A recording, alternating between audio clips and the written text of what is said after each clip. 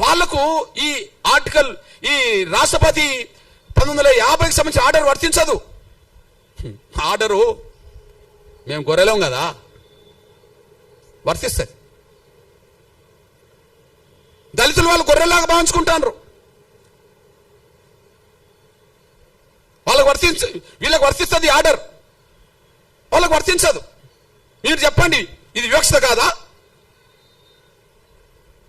అసలు ఆర్డర్ రాజ్యాంగ విరుద్ధం అన్న నేను. ఆర్టికల్ 14కు 15కు విరుద్ధం, సమానత్వ స్వేచ్ఛకు విరుద్ధం, ఆర్టికల్ 25కు విరుద్ధం, మత స్వేచ్ఛకు విరుద్ధం. అంటే బ్రాహ్మణులు మాత్రం క్రైస్తవ మతం పుచ్చుకోండి అంటే ప్రచారం చేయవచ్చునా? కాపులు, కమ్మోళ్ళు, రెడ్డోళ్ళు క్రైస్తవ మతం పుచ్చుకోండి, ఇందులో గొప్ప ధర్మం ఉంటే ప్రచారం చేయవచ్చునా? దశమభాగం పేరుతో వాళ్ళు బాగా వెనుకేసుకోవచ్చునా?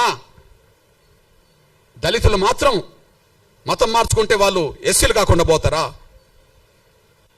బ్రాహ్మణులు అయినప్పుడు, క్రైస్తవ మతం పుచ్చుకున్న వాళ్ళు బ్రాహ్మణులుగానే ఉన్నప్పుడు, వాళ్ళు ఓసీలు అయినప్పుడు, క్రైస్తవ మతం పుచ్చుకున్న వాళ్ళు కమ్మోళ్ళు అయినప్పుడు, వాళ్ళు ఓసీలు అయినప్పుడు, కాపులు ఓసీలు అయినప్పుడు, ఓసీలుగా ఉన్నప్పుడు,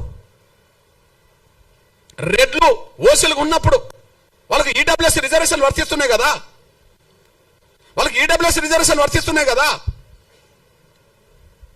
ఇప్పుడు ఎస్సీ ఎస్టీ యాక్ట్ వీళ్ళకి వర్తించదు, రేపు రిజర్వేషన్ వర్తించవద్దు అని అంటుండ్రు కదా.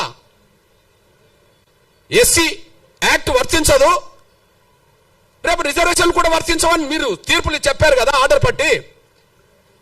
అంటే వాళ్ళకు రిజర్వేషన్ కూడా వర్తించవచ్చునా? వాళ్ళ కులహోదాగానే ఉండాలనా?